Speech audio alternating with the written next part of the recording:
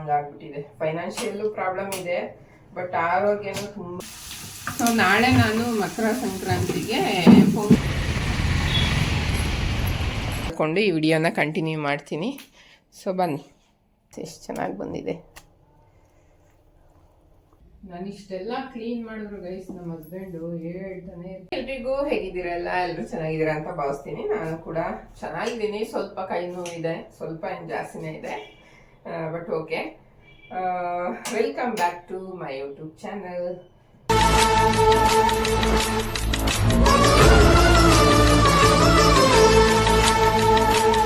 So ಇವತ್ತಿನ vlog ಬಂದು ಸೋಮವಾರದ್ದು ಬೆಳಗ್ಗೆ 8:30ಗೆ ಇವತ್ತು ವಿಡಿಯೋ ಸ್ಟಾರ್ಟ್ ಮಾಡಿದ್ದೀನಿ. ನಿನ್ನೆ ಹೇಳಿದ್ನಲ್ಲ, ಇಲ್ಲ ಇನ್ಮೇಲೆ ಸೀರಿಯಸ್ ಆಗಿ ಡೈಲಿ ಲಾಗ್ ಮಾಡಬೇಕು ಅಂತ, ಅದಕ್ಕೆ ಈಗಲೇ ಸ್ಟಾರ್ಟ್ ಮಾಡಿದ್ದೀನಿ. ನನ್ಗೆ ಏನಾಗುತ್ತೆ ಅಂದರೆ ಬೆಳಗ್ಗೆ ಅವಳು ರೆಡಿ ಮಾಡೋ ಅರಿವಿರಲ್ಲಿ ವಿಡಿಯೋ ಮಾಡ್ಕೊಳಕ್ಕೆ ಆಗಲ್ಲ. ಸೊ ಈಗ ನಾನು ಹಂಗೆ ಈರುಳ್ಳಿ ಟಿಫನ್ ಮಾಡೋಣ ಅವಳಿಗೆ ಅಂತ ಹೇಳ್ಬಿಟ್ಟು ಈರುಳ್ಳಿ ಹೆಚ್ಚ್ತಾ ಇದ್ದೀನಿ.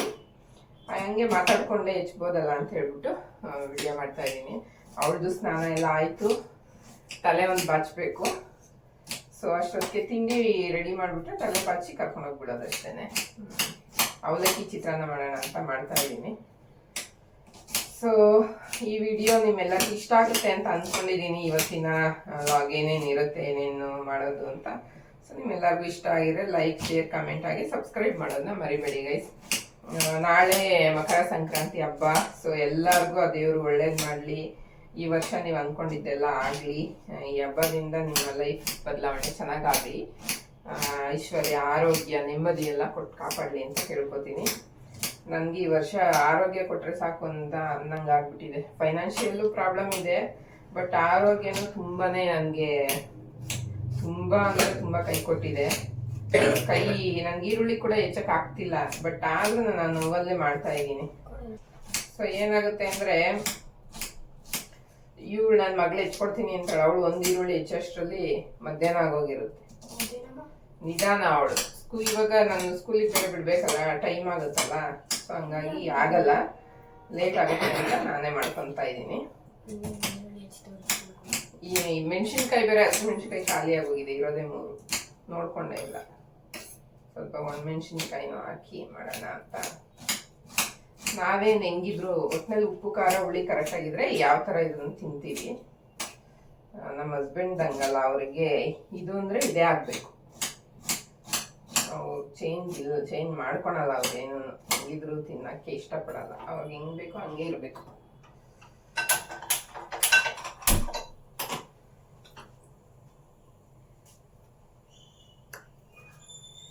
ಸೊ ಈಗ ಜಲ್ದಿ ತಿಂಡಿ ಮಾಡಿ ಅವಳನ್ನ ಬಿಟ್ಟು ಬರ್ತೀನಿ. ಬಿಟ್ಟು ಬಂದು ಮಿಕ್ಕಿದ್ದು ಕೆಲಸ ಏನಿದೆ ಮಾಡ್ತೀನಿ.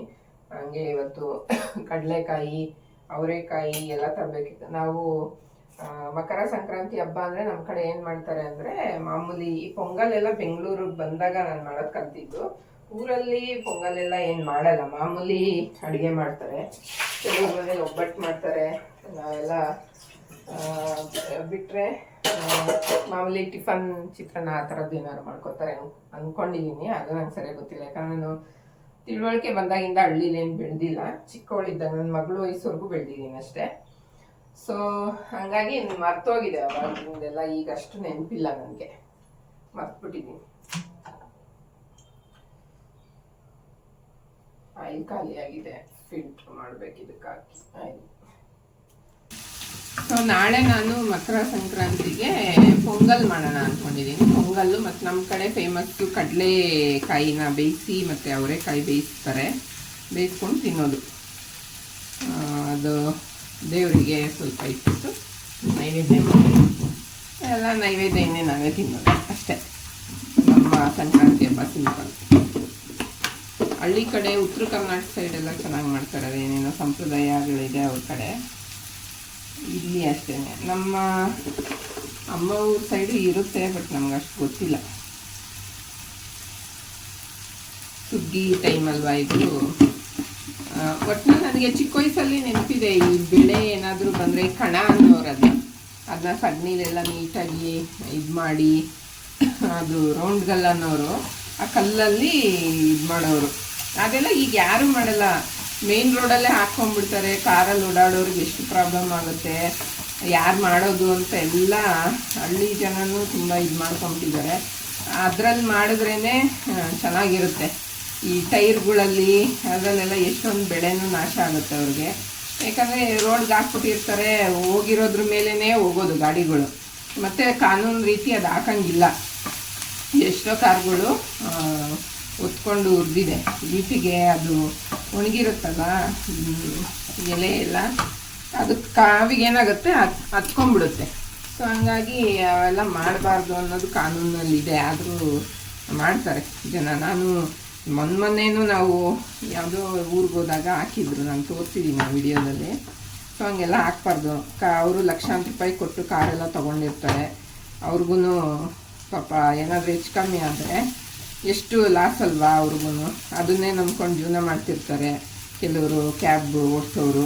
ಅಂಥವ್ರು ಏನಾದರೂ ಬಾಡಿಗೆ ಬಂತು ಅಂತ ಕರ್ಕೊಂಡೋದ್ರೆ ಅವ್ರ ಕಾರ್ಗಳಿಗೆ ಹಂಗಾದರೆ ಅವ್ರಿಗೆ ಎಷ್ಟು ನೋವಾಗುತ್ತೆ ಅಂತ ಅವ್ರಿಗೆ ಮಾತ್ರ ಗೊತ್ತಿರುತ್ತೆ. ಇಲ್ಲಿ ಹಾಕ್ಕೊಂಡಿರೋರ್ಗೆ ಏನು ಅನಿಸುತ್ತೆ, ಬಿಡು ಏನು ಆಗಲ್ಲ ಅಂತ ಅನಿಸುತ್ತೆ. ಬಟ್ ಹಂಗೆ ಮಾಡಬೇಡಿ ಯಾರೂ. ಕಣ ಇರುತ್ತೆ, ಕಣ ಮಾಡ್ಕೊಳ್ಳಿ. ಅದು ಮೊದಲು ಹಳೆ ಕಾಲದಲ್ಲಿ ಹೆಂಗೆ ಮಾಡ್ತಿದ್ರು ಆ ಥರ ಮಾಡಿ, ಚೆನ್ನಾಗಿರುತ್ತೆ. ಅದು ಒಂಥರ ನೋಡೋಕ್ಕೂ ಒಂಥರ ಹಬ್ಬದ ಥರ ಅದೆಲ್ಲ. ಈಗಲೂ ನೆನಪಿದೆ, ಹೆಸರು ಕಾಳಲ್ಲಿ ಪಲ್ಲಾರ ಅಂತಾರೆ ನಮ್ಮ ಕಡೆ. ಅದನ್ನೆಲ್ಲ ಮಾಡಿ ಆ ಕಣನ ಬಳ್ದು ಅದೆಲ್ಲ ಆದಮೇಲೆ ಎಲ್ಲರಿಗೂ ಹಂಚೋದು. ಅಲ್ಲಿ ಹೋಗೋರು ಎಲ್ಲ ಜನಗಳು, ಅವ್ರ ಮನೆಯಿಂದ ಏನಾದ್ರು ಆ ಥರ ಇದೆ ಅಂತ ಕರೆದ್ರೆ ಅಲ್ಲಿ ಹೋಗೋರು ಜನಗಳು. ಸೊ ಈಗ ಅದೆಲ್ಲ ಏನೂ ಇಲ್ಲ ಗೈಸ್, ಎಲ್ಲ ಅದೆಲ್ಲ ಕನಸು. ಅದೆಲ್ಲ ನಾನೊಂದು ಫಿಫ್ತ್ ಸ್ಟ್ಯಾಂಡರ್ಡ್ವರೆಗೂ ನೋಡಿರೋದು. ಒಂದು 10 ವರ್ಷ ಹುಡುಗಿವರೆಗೂ ನಾನು ಅದೆಲ್ಲ ನೋಡಿದ್ದೀನಿ. ಅದಾದಮೇಲೂ ನಾನು ನೋಡಿಲ್ಲ. ಅವೆಲ್ಲ ಈಗಿನ ಜನ್ರೇಷನ್ ಮಕ್ಕಳು ತುಂಬ ಮಿಸ್ ಮಾಡ್ಕೊತಾರೆ ನೋಡಿ. ಈ ಡಬ್ಬಿ ಕೂಡ ಓಪನ್ ಮಾಡೋಕ್ಕೆ ನನ್ನ ಕೈಯಲ್ಲಿ ಆಗಲ್ಲ, ಅಷ್ಟು ನೋವಿದೆ ಕೈ. ಸುಮ್ಮನೆ ತೊಗೊಂಡೋಗಿರೋದು. ನನ್ನ ಮಗಳಿಗೆ ಅವಳೇ ತಿಂಡಿ ಮಾಡಿ ಹಾಕೋ ಥರ ಆಡ್ತಾಳೆ.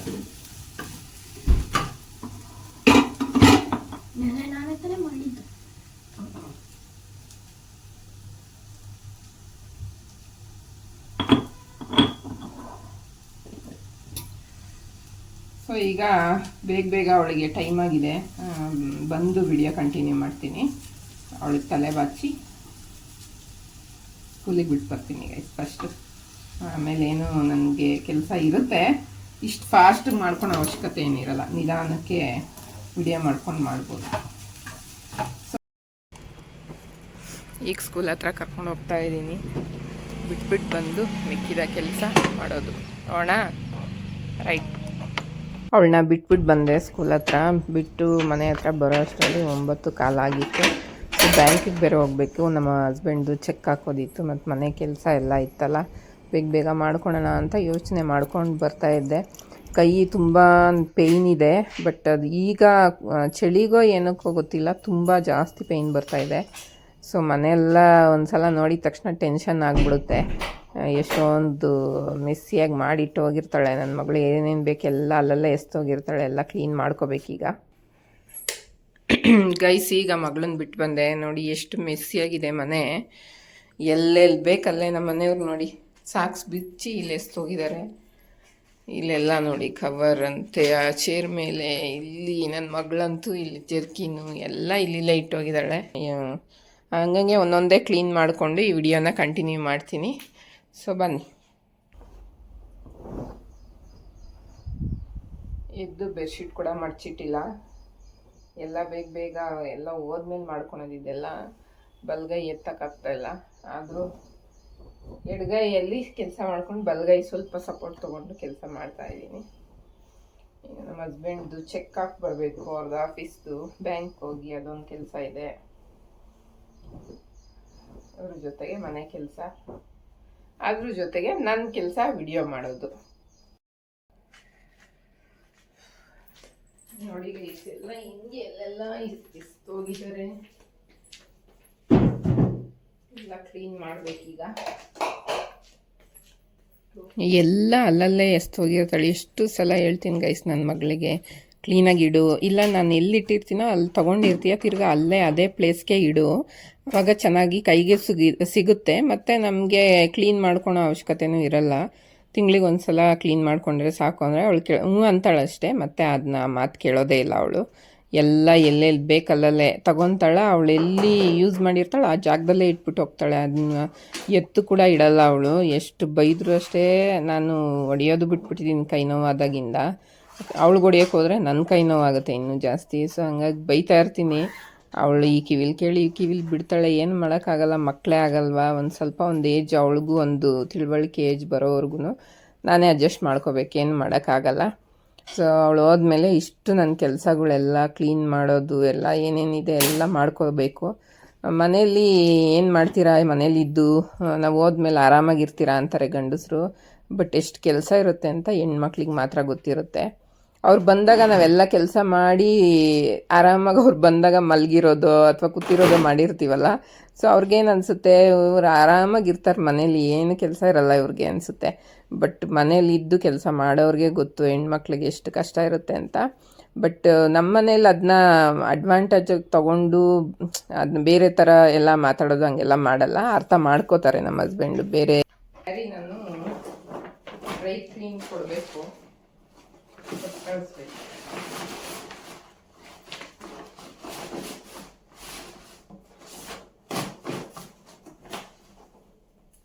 ಎಲ್ಲ ನಾನೇನಾದರೂ ಒಂದು ವಸ್ತುನ ಸುಮ್ಮನೆ ಹಂಗೆ ನಾಳೆ ಇಡೋಣ ಅಂತ ಇಟ್ಟರೆ ಅದು ಒಂದು ತಿಂಗಳಾದರೂ ಅಲ್ಲಿ ಆ ಜಾಗದಿಂದ ಕದಲಿರಲ್ಲ ಗೈಸ್. ಅಷ್ಟು ನಮ್ಮ ಮನೇಲಿ ಯಾರೂ ಅಷ್ಟೇ, ಏನೋ ಒಂದು ವಸ್ತು ನೋಡಿದ್ರೆ ಆ ಪ್ಲೇಸಲ್ಲಿ ತೊಗೊಂಡೋಗಿ ಇಡಬೇಕು, ಅದೆಲ್ಲ ಇಲ್ಲವೇ ಇಲ್ಲ, ಎಲ್ಲ ನಾನೇ ಮಾಡಬೇಕು. ಸೊ ಅದು ನಮ್ಮ ಮನೇಲಿ ಈಟ್ರು ಅಂದರೆ ಗೀಝರ್ದು ಸ್ವಿಚ್ಚು ಹಾಳಾಗಿತ್ತು. ಒಂದು ವಾರದಿಂದ ಅದನ್ನು ಗಮ್ ಟೇಪ್ ಹಾಕೋದು ಆನ್ ಮಾಡೋದು ಆ ಥರನೇ ಮಾಡ್ತಾಯಿದ್ವಿ. ವೈರೇನೋ ಲೂಸ್ ಆಗಿತ್ತು ಅನಿಸುತ್ತೆ ಒಳಗಡೆ. ಅದಕ್ಕೆ ಎಲೆಕ್ಟ್ರಿಷಿಯನ್ ಅವ್ರನ್ನ ಕರೆಸಿದೆ. ಅವರು ಬಂದು ರೆಡಿ ಮಾಡಿದ್ರು. ಆ ಸ್ವಿಚ್ನ ನನ್ನ ಮಗಳಿಗೆ ಡಸ್ಟ್ಬಿನ್ಗೆ ಹಾಕೊಂಡು ಕೊಟ್ಟರೆ ಅದು ತಗೊಂಡೋಗಿ ಆ ಟೇಬಲ್ ಮೇಲೆ ಇಟ್ಟಿದ್ದಾಳೆ. ಈ ಥರನೇ ಎಲ್ಲ ಕೆಲಸಗಳು ಸಾಗೋದೇ ಇಲ್ಲ ಮಾಡ್ತಾಯಿದ್ರೆ. ನನ್ನ ಮಗಳು ಕೂಡ ಹೇಳಿದ ಮಾತು ಕೇಳಲ್ಲ. ಸೊ ಇದೆಲ್ಲ ಕ್ಲೀನ್ ಆದಮೇಲೆ ನಾನು ಸ್ವಲ್ಪ ಕಾಫಿ ಕುಡಿಯೋಣ, ತಿಂಡಿ ತಿಂದೆ, ಕಾಫಿ ಕುಡಿದ್ಬಿಟ್ಟು ಬ್ಯಾಂಕಿಗೆ ಹೋಗಿ ಚೆಕ್ ಹಾಕ್ಬಿಟ್ಟು ಬಂದುಬಿಡೋಣ ಬರೆದ್ಬಿಟ್ಟು ಅಂಥೇಳಿ ಕಾಫಿ ಕುಡಿದು ನ್ಯೂಸ್ ಬರ್ತಾಯಿತ್ತು ಅಮೇರಿಕಾದಲ್ಲಿ ಬೆಂಕಿ ಇದಾಗಿದೆಯಲ್ಲ, ಅದನ್ನ ನೋಡ್ತಾಯಿದ್ದೆ, ಬೇಜಾರಾಗ್ತಾಯಿತ್ತು. ಸೊ ಹಂಗೆ ನೋಡ್ತಾ ಕಾಫಿ ಕುಡಿದ್ಬಿಟ್ಟು ಅದನ್ನ ಬರ್ಕೊಂಡು ಚೆಕ್ದು ಎಲ್ಲ ಡೀಟೇಲಾಗಿ ನೀಟಾಗಿ ಮನೆಯಲ್ಲೇ ನಾನು ಬರ್ಕೊಂಡು ತೊಗೊಂಡೋಗ್ಬಿಡ್ತೀನಿ. ಅಲ್ಲಿ ನಿಂತು ಬರೆದು ಕೊಟ್ಟು ಬರೋ ಅಷ್ಟೊತ್ತಿಗೆ ಟೈಮ್ ಆಗುತ್ತೆ ಅಂಥೇಳಿ. ಸೊ ಹಂಗಾಗಿ ಎಲ್ಲ ನೀಟಾಗಿ ಬರೆದು ಇನ್ನೊಂದು ಸಲ ಚೆಕ್ ಮಾಡ್ತೀನಿ. ಯಾಕಂದರೆ ಇದು ಅಕೌಂಟು ನಂಬರ್ ಎಲ್ಲ ಒಂದು ಮಿಸ್ ಆದ್ರೂ ತುಂಬಾ ಪ್ರಾಬ್ಲಮ್ ಆಗುತ್ತೆ. ಅದರಲ್ಲಿ ಬೇರೆ ನಮ್ಮ ಹಸ್ಬೆಂಡ್ ನೋಡ್ಬಿಟ್ಟು ಹಾಕೋಕ್ಕಾಗಲ್ವ ಅಂತಾರೆ, ಏನಾದರೂ ಹೆಚ್ಚು ಕಮ್ಮಿ ಆಗಿಬಿಟ್ರೆ. ಆ ಬೈಕಾದರೂ ನಾನು ಒಂದು 3 ಸಲನಾರು ಚೆಕ್ ಮಾಡಿರ್ತೀನಿ ಕರೆಕ್ಟಾಗಿದೆಯಾ, ಅಕೌಂಟ್ ನಂಬರು ಎಲ್ಲ ಕರೆಕ್ಟಾಗಿ ಬರ್ದಿದ್ದೀನಾ ಅಂತ ಒಂದು 3-4 ಸಲ ಚೆಕ್ ಮಾಡಿನೇ ಆಮೇಲೆ ನಾನು ತೊಗೊಂಡೋಗೋದು ಬ್ಯಾಂಕಿಗೆ. ಸೊ ಬರ್ದೆಲ್ಲ ಆಯಿತು. ಈಗ ಬ್ಯಾಂಕಿಗೆ ಹೋಗಬೇಕು. ಬ್ಯಾಂಕಲ್ಲಿ ಖಾಲಿ ಇರುತ್ತೆ ಯಾವಾಗ ಹೋದ್ರೂ. ಹೋಗಿ 5 ನಿಮಿಷ ಹಿಂಗೆ ಹಾಕ್ಬಿಟ್ಟು ಬಂದುಬಿಡ್ತೀನಿ ಅಷ್ಟೇ. ಹಾಕಿ ವಾಪಸ್ ಮನೆಗೆ ಹೊರಟಿದ್ದೀನಿ. ಮನೆಗೆ ಹೋಗಿ ಮುಂದಿನ ಕೆಲಸ ಮುಂದುವರ್ಸೋಣ ಗೈಸ್. ಸೊ ಗೈಸ್ ಬಿಟ್ಬಿಟ್ಟು ಬಂದೆ ಮಗಳನ್ನ ಬಿಟ್ಟು ಬಂದು, ಮತ್ತು ಹಸ್ಬೆಂಡ್ದು ಚೆಕ್ ಕೂಡ ಹಾಕ್ಬಿಟ್ಟು ಬಂದೆ ಆಫೀಸ್ದು. ಹಂಗೆ ಈಗ ಸ್ವಲ್ಪ ಮನೆ ಎಲ್ಲ ಹಂಗಂಗೆ ಹರಡೋಗಿದ್ಲು ನನ್ನ ಮಗಳೆಲ್ಲ ಕ್ಲೀನ್ ಮಾಡಿಕೊಂಡು ಈಗ ಬೆಣ್ಣೆ ತೆಗಿಯೋಣ ಅಂತ ಬಂದಿದ್ದೀನಿ. 1 ತಿಂಗಳವರೆಗೂ ನಾನು ಕೆನೆನ ಹಂಗೆ ಫ್ರೀಸ್ ಮಾಡಿ ಇಟ್ಟಿರ್ತೀನಿ ಫ್ರಿಜ್ಜಲ್ಲಿ. ಸೊ 1 ತಿಂಗಳಿಗೆ ಒಂದ್ಸಲ ನಾನು ಬೆಣ್ಣೆ ತಕ್ಕೊತೀನಿ. ಅದು ಪೂಜೆಗಾದರೂ ಯೂಸ್ ಮಾಡ್ಕೋಬೋದು ಅಥವಾ ತಿನ್ನೋಕ್ಕಾದ್ರೂ ಯೂಸ್ ಮಾಡ್ಕೋಬೋದು, ತುಪ್ಪ ಮಾಡ್ಕೊಂಡು ನೀವು. ನಾನು ನಮ್ಮ ಮನೇಲಿ GRB ಜಾಸ್ತಿ ನಮ್ಮ ಹಸ್ಬೆಂಡ್ಗೆ ಇಷ್ಟ. ಮನೆಯಲ್ಲಿ ಮಾಡೋದು ಇಷ್ಟ ಆಗಲ್ಲ ನನಗೆ, ಮನೆಯಲ್ಲೇ ಕಾಯಿಸೋ ತುಪ್ಪ ತುಂಬ ಇಷ್ಟ. ಸೊ ನನಗೆ ಸಪ್ರೇಟಾಗಿ ಒಂದು ಚಿಕ್ಕ ಬಾಕ್ಸಲ್ಲಿ ಎತ್ತಿಟ್ಕೊಂಡು ಮಿಕ್ಕಿದ ಪೂಜೆಗೆ ಅಂದರೆ ನಾನು ಶುಕ್ರವಾರ ಮಂಗಳವಾರ ತುಪ್ಪದ ದೀಪ ಅಂಟಿಸ್ತೀನಿ, ಅಂದರೆ ತುಪ್ಪದ್ದು ಆರತಿ ಮಾಡ್ತೀನಿ ದೇವ್ರಿಗೆ. ಸೊ ಹಂಗಾಗಿ ಅದಕ್ಕಾಗುತ್ತೆ ಅಂತ ಎತ್ತಿಟ್ಕೊತೀನಿ. ಸೊ ಈಗ ಎಲ್ಲ ಬಾಕ್ಸಲ್ಲೂ ಇಷ್ಟು ಬಾಕ್ಸಲ್ಲೂ ಕೆನೆ ಎತ್ತಿಟ್ಟಿದ್ದೀನಿ 1 ಮಂತಿಂದ. ಈಗ ಎಷ್ಟು ಬರುತ್ತೆ ಬೆಣ್ಣೆ ತೆಗ್ದಾಗ ಅಂತ ನೋಡೋಣ. ನೀವು ಟ್ರೈ ಮಾಡಿ. ನಂದಿನಿ ಆರೆಂಜಲ್ಲಿ ನಾನು ಇದನ್ನು ಮಾಡ್ಕೊಳೋದು. ಡೈಲಿ 1 ಲೀಟ್ರ್ ಹಾಲು ತೊಗೊಬರ್ತೀವಿ, ಹಂಗಾಗಿ ಅದು ನಮಗೆ ಯೂಸ್ ಆಗುತ್ತೆ. ಫ್ರಿಜ್ಜಲ್ಲಿ ಇಷ್ಟು ಈ ಪಾತ್ರೆಯಲ್ಲಿ ನೀರು ಎತ್ತಿಟ್ಕೊಂಡಿದ್ದೆ. ಯಾಕಂದರೆ ಕೋಲ್ಡ್ ನೀರು ಹಾಕಿ ನೀವು ಮಿಕ್ಸಿ ಮಾಡೋದ್ರಿಂದ ಬೇಗನೆ ನಿಮಗೆ ಬೆಣ್ಣೆ ಬರುತ್ತೆ. ಸೊ ನಮ್ಮಮ್ಮ ನಾನು ಚಿಕ್ಕವಳಿದ್ದಾಗ ಯಾವಾಗಲೂ ಇದನ್ನು ಮಾಡೋರು, ಅಂದರೆ ವೇಸ್ಟ್ ಮಾಡ್ತಿರ್ಲಿಲ್ಲ ಕೆನೆನ. ಅದು ನನಗೆ ಇಟ್ಕೊಂಡು ಫ್ರಿಜ್ ಇರ್ತಿರ್ಲಿಲ್ಲ ಗೈಸ್. ಅವಾಗೂ 2 ದಿನಕ್ಕೊಂದ್ಸಲ ತೆಗ್ದುಬಿಡೋರು ಅವರು. ಫ್ರಿಜ್ ಇದ್ದರೆ 1 ತಿಂಗಳವರೆಗೂ ಇಟ್ಕೋಬೋದು. ಸೊ ಹಂಗಾಗಿ ನಾನು ನಮ್ಮಮ್ಮಯಿಂದ ಕಲ್ತಿದ್ದಿದ್ದನ್ನ, ಹಂಗಾಗಿ ವೇಸ್ಟ್ ಮಾಡಲ್ಲ ನಾನು. ನೀಟಾಗಿ ನಮ್ಮ ಮನೆಯಲ್ಲೂ ಬೆಣ್ಣೆ ಮಾಡ್ಕೋತೀನಿ ನಾನು. ನೋಡಿ ನಾನು ಇಷ್ಟು ಹಾಕಿದ್ದೀನಿ, ತುಂಬ ಹಾಕ್ಬಿಟ್ರೆ ಬರಲ್ಲ, ಅದಕ್ಕೆ ಸ್ವಲ್ಪನೇ ಹಾಕ್ಕೊಂಡು ಮಾಡ್ಕೋಬೇಕು. ನಾನು ಕೈಯಲ್ಲಿ ಹಾಕಿರೋದಕ್ಕೆ ನೋಡಿ ನಿಮ್ಗೆ ಕಾಣುತ್ತೆ ಜಿಡ್ಡು ಹೇಗಿದೆ ಅಂತ. ಸೊ ಈಗ ಸ್ಪೂನಲ್ಲಿ ಹಾಕ್ಕೊತೀನಿ. ಇದಕ್ಕೆ ಈ ಕೋಲ್ಡ್ ನೀರನ್ನ ಮಿಕ್ಸ್ ಮಾಡೋಣ. ಓ ಮೈ ಗಾಡ್, ಕೈ ನೋವು ಇರೋದಕ್ಕೆ ಎತ್ತಕ್ಕೆ ಆಗ್ತಿಲ್ಲ ಗೈಸ್. ಒಂದೇ ಈ ಕೈಯಲ್ಲಿ ವಿಡಿಯೋ ಮಾಡಬೇಕು, ಆ ಕೈಯಲ್ಲಿ ಕೆಲಸ ಮಾಡಬೇಕು ಅಂದರೆ ಕಷ್ಟ. ಸೊ ನಿಮಗೆ ಹತ್ರದಿಂದ ತೋರಿಸಿದ್ರೆ ಗೊತ್ತಾಗುತ್ತೆ ಅಂತ ನಾನು ಮಾಡಿದ್ದು. ಇದು ಇಷ್ಟು ನೀರಿಗೆ ಅಷ್ಟು ಇದು ಹಾಕಿದ್ದೀನಿ. ಹೇಗೆ ಬರುತ್ತೆ ಅಂತ ಕೂಡ ತೋರಿಸ್ತೀನಿ ನೋಡಿ.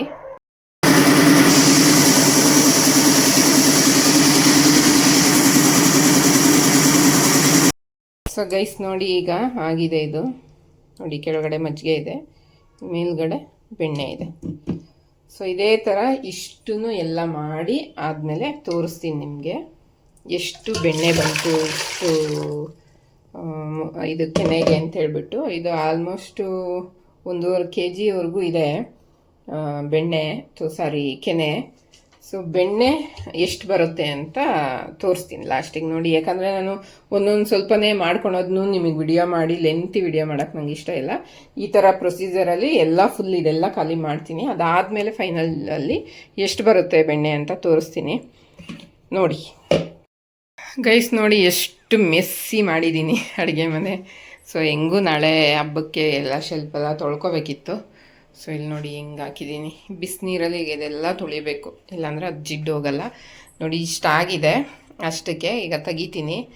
ತೆಗಿಬೇಕಾದ್ರೆ ನೀವು ಮೇಯ್ನ್ ಥಿಂಗ್ ಒಂದು ನೆನ್ಪಿಟ್ಕೊಳ್ಳಿ, ಹಳಬ್ರಿಗೆಲ್ಲ ಗೊತ್ತಿರುತ್ತೆ, ಈಗಿನವ್ರಿಗೆ ಗೊತ್ತಿರಲ್ಲ. ಈ ಥರ ಒಂದು ಸ್ವಲ್ಪ ಬಿಸಿ ನೀರಲ್ಲಿ ಕೈ ಎತ್ಕೊಂಡು ನೋಡಿ ಹಿಂಗೆ ಮಾಡಿದ್ರೆ ಅಂಟಲ್ಲ ಕೈಗೆ. ಅದೇ ನೀವು ತಣ್ಣಗಿರೋ ಕೈನ ಇಡಿ, ಹಿಂಗೆ ಕೊಡೋದ್ರೆ ಬಿದ್ದೋಗುತ್ತೆ. ನೀವು ತಣ್ಣಗಿರೋ ಕೈನ ಇಟ್ಟರೆ ಹಂಗೆ ಅಂಟ್ಕೊಳುತ್ತೆ. ಸೊ ಹಂಗಾಗಿ ಬಿಸಿ ನೀರಲ್ಲೇ ಹಿಂಗೆ ಕೈ ಎತ್ಕೊಂಡ್ಬಿಟ್ಟು ಸೊ ಕಟ್ಟಿ ಹಾಕಿ ಆಮೇಲೆ ತೊಳೆದ್ಬಿಟ್ಟು ಕಾಯಿಸ್ಕೊಳ್ಳಿ ನೀವು ಕಾಯಿಸಂಗಿದ್ರೆ. ಸೊ ಈಗ ನಾನು ಉಂಡೆ ಕಟ್ತೀನಿ ನೋಡಿ, ಬೆಣ್ಣೆ ಉಂಡೆ. ಹಳ್ಳಿ ಕಡೆ ಕಟ್ಟೋರಲ್ಲ ಹಿಂಗೆ ನೋಡಿ ಗೈಸ್, ಎಷ್ಟು ಚೆನ್ನಾಗಿ ಬಂದಿದೆ.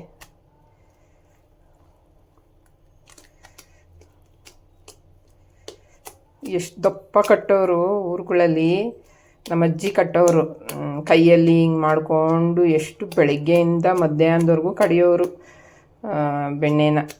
ಒಂದು ಅಂಡೆ ಥರ ಮಡಿಕೆ, ಇದು ಮಣ್ಣಿನ ಬರುತ್ತಲ್ಲ ಅದರಲ್ಲಿ ಕಡಿಯೋರು. ಕಡ್ದು ಇಷ್ಟಿಷ್ಟು ದಪ್ಪ ಉಂಡೆ ಕಟ್ಟೋರು. ನಾನು ಇಷ್ಟಿಷ್ಟು ಚಿಕ್ಕದಾಗಿ ಕಟ್ತಾಯಿದ್ದೀನಿ, ಅವರು ದಪ್ಪ ಕಟ್ಟೋರು. ಏನಿಲ್ಲ ಅಂದರೂ 1/4 kg ಅಷ್ಟಾದರೂ ಬೆಣ್ಣೆ ಬಂದಿದೆ ಗೈಸ್. 1 kgನೇ ಬಂದಿರ್ಬೋದು. 1/4 kg ಅಂತ ಇದ್ದೀನಿ ನಾನು, 1 kgನೇ ಬಂದಿದೆ. ಇನ್ನೊಂದು ನೀವೇನು ಮಾಡ್ಬೋದು ಅಂದರೆ, ಇದು ನೀವು ಕಟ್ಟೋಕ್ಕಾಗಲ್ಲ ಅಂದರೆ ಸ್ವಲ್ಪ ಹೊತ್ತು ಈ ಥರ ತೆಗೆದ್ಬಿಟ್ಟು, ನಾನು ಹಂಗೆ ಮಾಡೋದು, ಕಟ್ಕೊಂಡು ಕುತ್ಕೊಳಲ್ಲ, ಕೈ ಬೇರೆ ನೋವಲ್ಲ, ಹಿಂಗೆ ಮಾಡೋಕ್ಕಾಗಲ್ಲ ಅಂತ ನಿಮಗೆ ತೋರಿಸಿದ್ದಷ್ಟೇ ನಾನು. ಸೊ ನಾನೇನು ಮಾಡ್ತೀನಿ, ಈ ಥರ ಹಂಗೇ ತೆಗೆದುಬಿಡ್ತೀನಿ, ಕಟ್ಟಲ್ಲ. ತೆಗೆದು ಅದನ್ನು ಫ್ರಿಜ್ಜಲ್ಲಿ ಇಡ್ತೀನಿ 1-2 ಅವರ್. ಅದೇನಾಗುತ್ತೆ, ಸ್ವಲ್ಪ ಗಟ್ಟಿಯಾದಂಗೆ ಆಗುತ್ತೆ ಮೇಲ್ಗಡೆ ಬೆಣ್ಣೆ, ನೀರು ಹಂಗೆ ಇರುತ್ತೆ. ಆವಾಗ ಅದನ್ನ ನಾವು ಚೆಲ್ಬಿಟ್ಟು ಬೇರೆ ನೀರಲ್ಲಿ ತೊಳೆದು ಯೂಸ್ ಮಾಡ್ಕೋಬೋದು.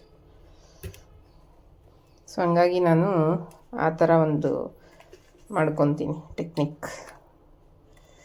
ಹನುಮಂತ ಅಂದು ಟೆಕ್ನೀಕ ಅಂತನಲ್ಲ ಹಂಗೆ. ಇಷ್ಟು ಬಂದಿದೆ ನೋಡಿ ಗೈಸ್ ಬೆಣ್ಣೆ. ಆರಾಮಾಗಿ ನೀವು ಮನೆಯಲ್ಲಿ ಮಾಡ್ಕೋಬೋದು ಈ ಥರ. ಸುಮ್ಮನೆ ಏನಿಲ್ಲ ಅಂದರೂ ತುಪ್ಪ ಅರ್ಧ kgಗೇ 500 ಮೇಲಿರುತ್ತೆ, GRB ಅದೆಲ್ಲ. ನೀವು ಈ ಥರ ಮನೆಯಲ್ಲೇ ಮಾಡಿಕೊಂಡ್ರೆ ಅಟ್ಲೀಸ್ಟ್ ನೀವು ದೀಪಕ್ಕೆ ಹಾಕೋಕ್ಕಾದ್ರೂ ಮಾಡ್ಕೊಳ್ಳಿ. ತಿನ್ನೋಕ್ಕೆ ಇಷ್ಟ ಆಗಿಲ್ಲ ಅಂದರೆ ದೀಪಕ್ಕೆ ಮಾಡ್ಕೊಳ್ಳಿ. ಯಾಕಂದರೆ ಇದೇನು ತಿನ್ನೋಕ್ಕೆ ಬರದೇ ಇರೋ ಅಷ್ಟೇನು ಇರಲ್ಲ. ಮನೇಲಿ ನೀವು ಹಳ್ಳಿ ಕಡೆ ಹೆಂಗೆ ಮಾಡ್ತೀರೋ ಅದೇ ಟೇಸ್ಟ್ ಬರುತ್ತೆ ಕಾಯಿಸಿದ್ರೆ. ಬಟ್ ಕೆಲವರು ಕಾಯಿಸಿರೋ ತಿನ್ನಲ್ಲ, GRP ತಿಂದು ರೂಢಿ ಮಾಡ್ಕೊಂಡಿರ್ತಾರೆ, ಅವ್ರಿಗೆ ಇಷ್ಟ ಆಗಲ್ಲ ಅಷ್ಟೇ. ಅಜ್ಜಿ ಮನೇಲಿ ತುಪ್ಪ ತಿಂದಿರೋರಿಗೆಲ್ಲ ಇಷ್ಟ ಆಗುತ್ತೆ, ಮರಳಾಗಿರೋ ಅಜ್ಜಿ ಮಾಡಿದ ತುಪ್ಪ ಅಂತ ಚೆನ್ನಾಗಿ ಬರುತ್ತೆ ನೋಡಿ. ಇಷ್ಟ ಆಗಿದೆ. ಇದನ್ನು ನಾನು ಹಂಗೆ ಒಂದು ಸ್ವಲ್ಪ ಹೊತ್ತು ಫ್ರಿಜ್ಜಲ್ಲಿ ಇಡ್ತೀನಿ. ಈಗ ಹಿಂಗೆ ಸೈಡಲ್ಲಿ ನೀರಿದೆಯಲ್ಲ, ಇದೆಲ್ಲ ಬಿಟ್ಕೊಳುತ್ತೆ, ಇದೆಲ್ಲ ಗಟ್ಟಿ ಆಗುತ್ತೆ ಬೆಣ್ಣೆ. ಆವಾಗ ನಾವು ಕ್ಲೀನ್ ಮಾಡ್ಕೊಳಕ್ಕೆ ಚೆನ್ನಾಗಿರುತ್ತೆ. ತೆಗೆದ್ಬಿಟ್ಟು ಆವಾಗ ಬೇರೆ ನೀರಲ್ಲಿ ನಾವು ವಾಶ್ ಮಾಡ್ಕೋಬೋದು ನೋಡಿ. ಎಷ್ಟು ಚೆನ್ನಾಗಿ ಬಂದಿದೆ. ಆಲ್ಮೋಸ್ಟು 1 kg ಇದೆ ಗೈಸ್, 1 kg ಇದೆ ಆರಾಮಾಗಿ ನೋಡಿ, ಎಷ್ಟು ಚೆನ್ನಾಗಿ ಬಂದಿದೆ. ಸೊ ಇದನ್ನು ತುಪ್ಪ ಕಾಯಿಸ್ಕೋಬೇಕು, ಅದನ್ನು ಮಾಡಾಕ್ತೀನಿ ವಿಡಿಯೋ ನೋಡಿ. ಸೊ ನೋಡಿ ಗೈಸ್, ಎಲ್ಲ ಕ್ಲೀನ್ ಮಾಡಿದೆ, ಮಿಕ್ಸಿ ಎಲ್ಲ ತೊಳೆದು, ಮಿಕ್ಸಿ ಕೂಡ ಕೆಳಗಡೆ ಇಟ್ಟಿದ್ದೀನಿ, ನೀಟಾಗಿ ವಾಶ್ ಮಾಡಿ ಒರೆಸ್ಬೇಕು, ಒಂದು ಸ್ವಲ್ಪ ನೀರೆಲ್ಲ ಡ್ರೈ ಆಗಲಿ ಅಂತ. ಈಗ ನಾನು ಫ್ರಿಜ್ ಒರೆಸ್ಬೇಕು ಗೈಸ್. ಫ್ರಿಜ್ಜು ಈಗಲೇ ಫುಲ್ ಸುಸ್ತಾಗಿದ್ದೀನಿ, ಅದೊಂದು ಒರೆಸಿದ್ರೆ ಮುಗೀತು. ಏನು ಗೊತ್ತಾ, ರೆಸ್ಟ್ ತೊಗೊಳೋಣ ಅಂತ ಏನಾದರೂ ನಾನು ಸುಮ್ಮನಾದರೆ ಮತ್ತೆ ನನಗೆ ಅದು ಮೂಡೇ ಬರಲ್ಲ ಕೆಲಸ ಮಾಡೋಕ್ಕೆ. ನಾಳೆ ಮಾಡೋಣ ಅಂದ್ಕೊಂಡು ಸುಮ್ಮನಾಗ್ಬಿಡ್ತೀನಿ. ಸೊ ಹಂಗಾಗಿ ಇದಿಷ್ಟೆಲ್ಲ ತೊಳೆದಿದ್ದೀನಿ, ಇದೆಲ್ಲ ಕೆಳಗಡೆ ಹೋಗಿ ಕಸದಲ್ಲಿ ಇಟ್ಟು ಬರಬೇಕು. ಸೊ ಈಗ ಫ್ರಿಜ್ನ ಕ್ಲೀನ್ ಮಾಡೋಣ ಬನ್ನಿ. ಸೊ ಗೈಸ್, ಮೊನ್ನೆ ಇನ್ನು ನಾನು ಡೀಪ್ ಕ್ಲೀನ್ ಮಾಡ್ಕೊಂಡಿದ್ದೆ, ಈಗ ಸುಮ್ಮನೆ ಜಸ್ಟ್ ಹಂಗೆ ಒರೆಸ್ಕೊಂಡ್ಬಿಟ್ಟು ಜೋಡಿಸ್ತೀನಿ. ಇಷ್ಟಷ್ಟು ಒರೆಸ್ಕೋಬೇಕು. ಡೀಪ್ ಕ್ಲೀನ್ ಮೊನ್ನೆ ಮಾಡಿದ್ರಿಂದ ಜಸ್ಟ್ ಈಗ ಹಂಗೆ ಒರೆಸ್ತೀನಿ. ಬಲಗೈಯಲ್ಲಿ ನೋವು ಬರುತ್ತೆ, ಒರೆಸೋಕ್ಕಾಗಲ್ಲ. ಸೊ ಹಂಗಾಗಿ ಎಡಗೈಯಲ್ಲೇ ಒರೆಸ್ತೀನಿ.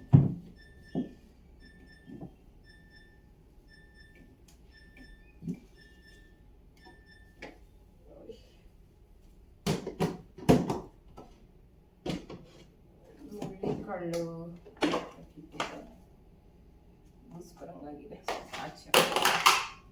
ಎಷ್ಟು ಕೆಲಸ ಇರುತ್ತೆ ನೋಡಿ, ಗೊತ್ತೇ ಆಗಲ್ಲ. ಮನೆಯಲ್ಲಿ ಒಂದು ಮಾಡ್ತಾಯಿದ್ರೆ ಒಂದು ಕಾಣಿಸ್ತಾ ಇರುತ್ತೆ ಕಣ್ಣಿಗೆ, ಎಷ್ಟು ಮಾಡಿದ್ರೂ ಮುಗಿಯಲ್ಲ.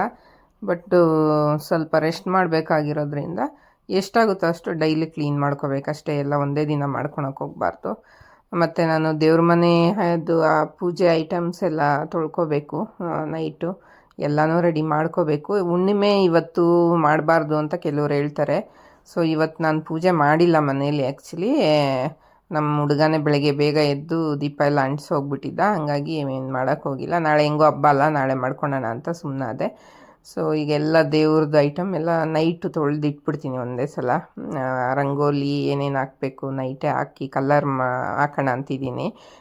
ಬಾಗಿಲು ಮುಂದೆ ಅದು ಮಡಿಕೆದು ಬೆಣ್ಣೆ ಬರುತ್ತಲ್ಲ, ಆ ಥರದ್ದು ಒಂದು ರಂಗೋಲಿ ಒಂದು ನೋಡ್ಕೊಂಡಿದ್ದೀನಿ. ಅದನ್ನು ಹಾಕಿ ಎಲ್ಲ ರೆಡಿ ಮಾಡಿಕೊಂಡ್ರೆ ಬೆಳಗ್ಗೆ ಬೇಗ ಎದ್ದು ತಿಂಡಿ ಮಾಡಿಬಿಟ್ಟು ಸ್ನಾನ ಮಾಡಿ ಪೂಜೆ ಮಾಡಿಬಿಡ್ಬೋದು, ಬೇಗ ಆಗೋಗುತ್ತೆ ಹಬ್ಬ.